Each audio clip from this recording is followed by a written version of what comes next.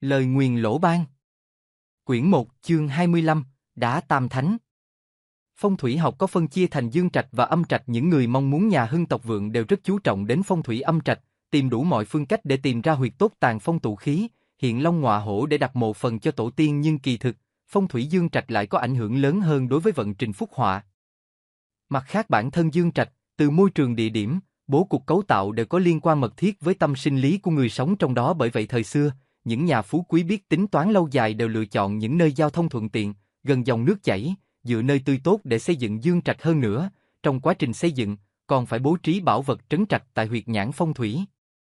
Dương trạch tức nhà cửa của người sống, âm trạch tức mộ phần của người chết, nhưng tục ngữ có câu phong thủy luân lưu chuyển. Phong thủy không phải bất biến mà vẫn có thể biến đổi, ví dụ như câu dựa nơi tươi tốt, nhà ở dựa vào núi non, rừng cây, nhưng bản thân cây cối cũng có sự biến đổi tốt tươi khô héo theo bốn mùa.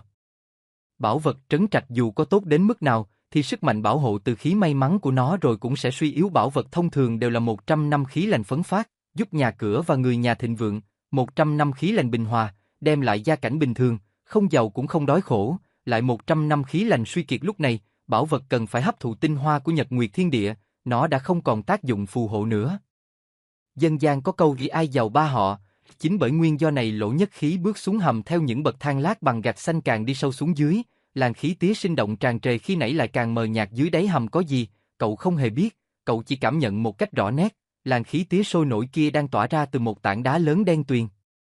Tảng đá phải lớn bằng một chiếc giường, mặt phía trên rất bằng phẳng. Lỗ Nhất Khí bất giác cảm thấy tảng đá sao mà thân quen ấm áp, đó chính là xuất phát điểm của cậu, cũng là nơi trở về của cậu. Giống hệt như ngôi nhà cũ trong mơ, cậu mơ hồ cảm thấy kiếp trước cậu là một tảng đá, cậu chính là một gốc rơi ra từ tảng đá. Lỗ Nhất Khí đi thẳng đến đó, không một chút trù trừ, không một chút do dự. Trong tâm khảm cậu trào dâng một cảm giác yêu thương và hưng phấn khó diễn tả thành lời. Cậu vươn đôi tay ra, khao khát được vuốt ve, chờ mong được ôm ấp. Những ngón tay của cậu khẽ chạm lên tảng đá, rất nâng niu, rất dịu dàng, tự như đang vuốt ve cơ thể của người yêu. Cậu cảm nhận rõ sự láng mượt, mịn màng dưới những đầu ngón tay. Thế nhưng bề mặt tảng đá lại không hề nhẵn nhụi, mà đầy những đường vân lồi lõm. Những đường vân rất thân quen, như đã từng gặp gỡ, trông giống chữ viết, cũng giống hình vẽ, dường như chúng đang muốn nói với cậu một điều gì. Những ngón tay cậu vẫn tiếp tục vuốt ve, mơn trớn, cậu từ từ áp sát khuôn mặt mình lên tảng đá. Trong chớp mắt, cậu cảm thấy những chữ viết và họa tiết trong trí não mình đang nhảy múa và xoay tròn. Những thứ cậu chưa hiểu, chưa biết, chưa thấu tỏ đang cất giữ trong ký ức bỗng nhiên tụ lại một chỗ. Và một bức tranh như trải ra trước mắt, với núi non trập trùng, rừng rậm đồng xanh, một dòng sông cuộn chảy, bên bờ liễu rủ thước tha ẩn hiện như có ba người tóc búi, trang phục cổ xưa ngồi xếp bằng trên phiến đá vuông rộng lớn, khoa tay múa chân, chỉ vào núi sông trời đất, đang bàn luận chuyện gì. Cậu bất giác giật mình, nhấc khuôn mặt khỏi tảng đá. Trước mắt cậu vẫn là làn khí tía mờ mờ tỏa ra từ khối đá đen tuyền, ảo ảnh vừa qua biến mất không tâm tích, nhưng đối với cậu, ảo ảnh đó sao mà chân thực, giống như xem một bức tranh, như đọc một cuốn sách. Như ngắm qua khung cửa sổ, cậu lại vô thức áp mặt vào tảng đá. Ảo ảnh lại tiếp tục hiện về, nhưng lần này, cậu không vội vã rời đi. Trong tâm khảm cậu tràn đầy sự hiếu kỳ và ngưỡng mộ đối với cảnh tượng trong ảo ảnh. Trong cậu dấy lên một khao khát mãnh liệt muốn dung hòa vào tảng đá, và tảng đá dường như cũng tỏa ra một sức hút, lôi cuốn cậu, dung nạp cậu.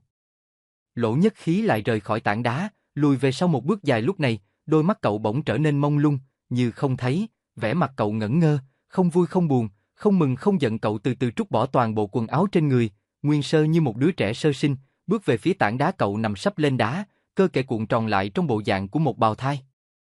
Trong khoảnh khắc này, tư duy của cậu hoàn toàn biến mất, trong trí não cậu chỉ còn vô số những văn tự và hình vẽ đang nhảy múa và xoay tròn, có thứ là ở trên mặt tảng đá, có thứ lại ở trên những phiến đá, những đồ ngọc cổ còn lưu trong ký ức của cậu. Cậu không còn cảm thấy cái lạnh tê tái của buổi đầu đông, mà thay vào đó là hơi ấm tựa như tỏa ra từ cơ thể mẹ. Giờ đây, cậu chính là một bào thai quay trở về trong cơ thể mẹ, để cảm nhận về một thế giới khác mà cơ thể mẹ mang lại. 2400 năm về trước, tại nước Lỗ có một người thợ mộc tên là Công Thâu Ban. Ông là một thợ mộc tài giỏi, có tấm lòng nhân hậu, thông minh tuyệt đỉnh. Ông đi khắp thiên hạ, xây nhà bắt cầu, làm đường dựng miếu. Ông thường tìm gặp những thợ khéo cao nhân, cầu học kỹ nghệ hơn người, nhưng dù đi đến nơi đâu, sau ông lúc nào cũng có một vị đạo nhân, không quản ngày đêm tay đều không rời bút, nhưng chỉ có bút mà không có thẻ tre, cả ngày viết vạch lên không trung, không rõ là viết cái gì. Công Thâu Ban và đạo nhân không hề quen biết, ông cũng không rõ đạo nhân đi theo mình từ lúc nào. Đạo nhân hình như không biết nói, chưa bao giờ hé với Công Thâu Ban một lời. Công Thâu Ban bản tính nhân hậu, vốn rất kính trọng những người tu hành xuất thế, mỗi lần nghỉ tay ăn cơm, đều mời đạo nhân ngồi cùng bàn dùng bữa, lại nhường ông ta ăn trước ngay cả gia chủ mời dùng cơm, hay bày tiệc khởi công, khánh thành, ông cũng đều nhường đạo nhân ngồi ghế trên. Đạo nhân đi theo Công Thâu Bang đã tròn 3 năm, đệ tử của ông đều gọi ông ta là Bút đạo nhân. Vào năm 448 trước công nguyên, Sở Vương phát binh tấn công nước Tống, mời Công Thâu Bang tới nước Sở chế tạo máy móc công thành. Tuy không muốn, song Công Thâu Bang không thể cự tuyệt Sở Vương. Khi đó, thủy tổ của Mạc gia là Mạc Địch bất chấp nguy hiểm tính mạng, đã tới nước Sở khuyên Sở Vương ngừng chiến, nhưng Sở Vương không nghe theo. Mạc Địch bèn nói, Sở Vương sẽ không thể công phá được nước Tống, vì ông đã phái Cầm Hoạt Ly dẫn 300 đệ tử của Mạc môn mang theo công cụ, máy móc giữ thành do ông thiết kế và chế tạo, đến trợ giúp nước Tống giữ thành. Sở Vương không tin công cụ giữ thành của Mạc Địch có thể địch lại công cụ đánh thành của Công Thâu Bang, nên đã cho hai người thi thố tài nghệ. Công Thâu Bang đã sử dụng nhiều loại công cụ, máy móc và phương pháp để tiến hành công thành 9 lần, cửu công, nhưng đều bị Mạc Địch lần lượt hóa giải, đánh lui 9 lần, cửu cự. Sở Vương thấy máy móc của Công Thâu Bang quả nhiên không thể công phá được sự phòng ngự của Mạc Địch, bèn từ bỏ kế hoạch tấn công nước Tống. Cầm Hoạt là một họ cổ xưa của người Hoa Hạ. Cầm Hoạt Ly là người nước Ngụy thời Xuân Thu, tương truyền ông là đệ tử thân tín nhất của Mạc Tử, tự là Thận Tử. Con cháu ông lấy tên tự của ông làm họ, hình thành nên họ Thận. Khi Mạc Địch rời khỏi cung điện của Sở Vương, Công Thâu Bang đã đợi sẵn bên ngoài. Ông mời Mạc Địch tới một nơi vắng vẻ, bày ra 9 biến pháp công thành. Mạc Địch xem xong vô cùng kinh ngạc. 9 biến pháp này ông đều không có cách nào phá giải. Công Thâu Bang lúc này mới nói rằng, 9 biến pháp này không phải do tôi nghĩ ra, tôi sẽ dẫn ông tới gặp người đặt ra cửu biến. Mạc Địch nghe vậy, hăm hở đi theo Công Thâu Bang. Họ cùng đi tới bên bờ sông thấp thoáng. Xa xa núi non trập trùng, trước mắt đồng xanh bát ngát, rừng rậm tùng. Trên một tảng đá lớn đen tuyền dưới hàng liễu rủ, có một người ngồi xếp bằng, người đó chính là Bút đạo nhân. Bút đạo nhân mỉm cười, ra hiệu cho Công Thâu Bang và Mạc Địch cùng ngồi lên tảng đá, sau đó lấy ra một cuộn vải lụa, trải ra trên mặt đá để hai người cùng xem. Thời gian vụt trôi, bất giác đã qua 3 ngày 3 đêm. Đạo nhân cuộn bức vải lụa lại, lấy bút viết xuống mặt đá hai chữ Y Luận Đắc. Mạc Địch bèn nói trước, ông thuật lại một lượt những điều đã học được từ cuộn sách lụa trong 3 ngày qua, còn chỗ nào nghi ngờ thắc mắc, Bút đạo nhân bèn viết lên mặt đá để chỉ điểm thêm. Sau đó, tới lượt Công Thâu Bang thuật lại những điều đã học, để Bút đạo nhân tiếp tục giảng giải. Và như vậy, một ngày một đêm lại tiếp tục trôi qua. Vào sáng sớm ngày thứ 5, gió mát sương trong, khói mờ vấn vít. Bút đạo nhân lấy ra một tấm thẻ ngọc, 8 chiếc hộp ngọc, sau đó miệng tiên hé mở, sang sảng cất lời, thổi sư vua Vũ chia 9 châu, định cương giới. Cương giới này không phải là cương giới thần châu Nhất Nguyên Đại Thống, đó là bởi vì trong hình Nhất Nguyên có 8 huyệt nhãn cực hung ở 8 nơi trên thế gian, phá vỡ cách cục Nhất Nguyên Đại Thống. Trước đây trong sự kiện diệt trụ phong thần, các tiên gia đã phạm vào ác sát phạt huyết quan, hủy hoại thiện quả chân tu hàng trăm hàng nghìn năm. Bởi vậy, sự nghiệp bát bảo định phàm cương cần phải dựa vào sự nỗ lực của thánh hiền trong cõi phàm. Ta quan sát trong thiên hạ, có đủ tấm lòng bác ái và kỹ thuật xảo diệu, chỉ có hai vị đây. Đại sự tạo phúc thế gian lần này, hai vị nhất định không được từ chối. Đạo nhân lại chỉ vào 8 hộp ngọc, nói, đây là 8 bảo vật của trời, mang theo 8 đạo tiên chỉ ngũ hành tam tài, tức là kim, mộc, thủy, hỏa, thổ, thiên, địa. Nhân ở gần 8 huyệt nhãn cực hung trên thế gian, đều có một vùng đất cực kỳ tốt đẹp khống chế. Hai vị cần phải xây dựng những công trình kiên cố tại những vùng đất may mắn kia để cất giữ bát bảo. Nếu hợp với ý trời lòng người, bảo vật trải qua một chu kỳ số bát cực, sẽ tích lũy đủ tinh hoa của nhật nguyệt thiên địa, tràn đầy muôn nghìn khí tượng của nhân gian. Lúc đó hãy đem bát bảo ném vào các huyệt nhãn cực hung, cương giới của nhân gian sẽ vững bền mãi mãi. Thế nào là chu kỳ bát cực? Mạc Địch hỏi, 100 năm hưng, 100 năm bình, 100 năm ẩn, 300 năm một vòng, bát cực là 8 vòng chu kỳ. Vậy chúng tôi làm sao có thể thực hiện được sự việc của mấy nghìn năm sau? Công Thâu Bang cũng hỏi, vậy thì phải trông vào con cháu đời sau của hai vị có thể đời đời kế thừa nghề khéo, thế sinh bậc hiền nhân. Nhưng sự đời đến thần tiên cũng khó lường, ý trời vẫn phải nhờ sức người lo liệu một số sự việc, vẫn phải xem người đời tạo tác. Đạo nhân đẩy 3 hộp ngọc tới trước mặt Mạc Địch, đẩy 5 hộp còn lại tới trước mặt Công Thâu Bang, nói tiếp, trong 4 ngày 4 đêm vừa qua, hai vị đều đã học được những phần cơ xảo khác nhau.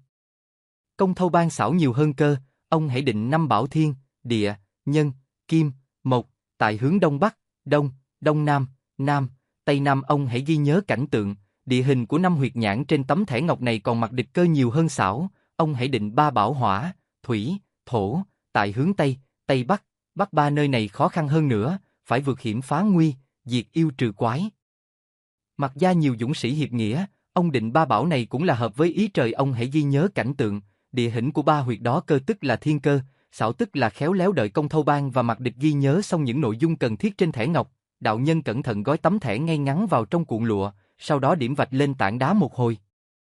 Từ trên tảng đá bỗng mở ra một ngăn rỗng, đạo nhân cất cuộn lụa và thẻ ngọc vào trong ngăn đá, sau đó đóng kín lại tảng đá liền lại như cũ, không hề thấy một khe hở. Thực hiện xong việc đó, Bút đạo nhân nhìn hai người, cười mỉm rồi nói tiếp, hôm nay, ba người chúng ta cùng ngồi trên tảng đá này để bàn về đại cục hàng đầu của tam giới trong vòng mấy nghìn năm, tảng đá này vì thế mà cũng được lây phúc trạch. Người đời sau sẽ gọi nó là đá tam thánh, đợi đến khi số bát cực đủ vòng, tự khắc đá vỡ trời kinh bần đạo còn có vài câu kệ muốn tặng hai vị, hoặc giả có thể giúp cho con cháu suốt mấy nghìn năm không thay đổi di nguyện của tổ tiên. Đạo nhân trải tấm lụa trắng, viết lên mấy chữ, đề 7 phần thiên cơ 3 phần khéo, giữ thì một phương, trao thì thiên hạ, rồi giao cho Mạc Địch, nói, con cháu Mạc môn của ông sau này khó mà bỏ được hiệp nghĩa sát phạt, công danh phú quý, song cũng có người từ bỏ để thành ẩn sĩ, hiền nhân. Tiếp đến lại viết, đề 3 phần thiên cơ ít người hiểu, gieo báu nhiều, lo lắng ít, 7 phần nghề khéo truyền nhân gian, giúp thế nhân, nuôi già trẻ, rồi giao cho Công Thâu Bang, nói, con cháu Bang môn tuy không có địa vị cao quý, song đời đời kiếp kiếp cơm no áo ấm, tài nghệ nức tiếng thiên hạ. Cuối cùng, Bút đạo nhân tiện tay vẽ một vòng tròn trên tảng đá, một vòng tròn vành vạnh không cần đến khuôn thước mà vẫn định được tròn vuông, không phải là người có cái tâm sáng trong muôn dặm, không nhiễm chút bụi trần, thì không thể làm được, mong rằng thực sự có thể tám phương tám định, mong rằng cương giới cõi phàm có thể tròn vẹn như hình. Đạo nhân nói xong, ung dung lướt đi, chốc lát đã chìm khuất trong khói sương vấn vít. Trên tảng đá lúc này chỉ còn lại hai người Mạc Địch và Công Thâu Bang, cũng dần dần bị sương mờ phủ kín. Lỗ Nhất Khí choàng tỉnh, cậu không biết thời gian đã trôi qua bao lâu, cậu vừa trải qua một giấc mơ kỳ lạ. Lúc này, ý thức của cậu vẫn mơ màng trong mộng, chưa kịp hồi tỉnh cậu chợt phát hiện có một đường vân hình tròn trên mặt đá phía trước, tròn vành vạnh, giống hệt như vòng tròn mà đạo nhân đã vẽ trong mơ. Trong vòng tròn đó, đường vân ngang dọc, lên xuống nhấp nhô, tự như một tấm địa đồ. Tiếp đó, cậu lại phát giác, dưới tay cậu hình như chính là vị trí mà đạo nhân đã mở ra ngăn đá. Các ngón tay cậu bắt đầu điểm, vạch một cách vô thức kỳ thực trong giấc mơ khi nãy. Cậu không chú ý tới động tác điểm vạch của đạo nhân, song dường như cậu bẩm sinh đã biết, các ngón tay của cậu cứ thế tự nhiên di chuyển.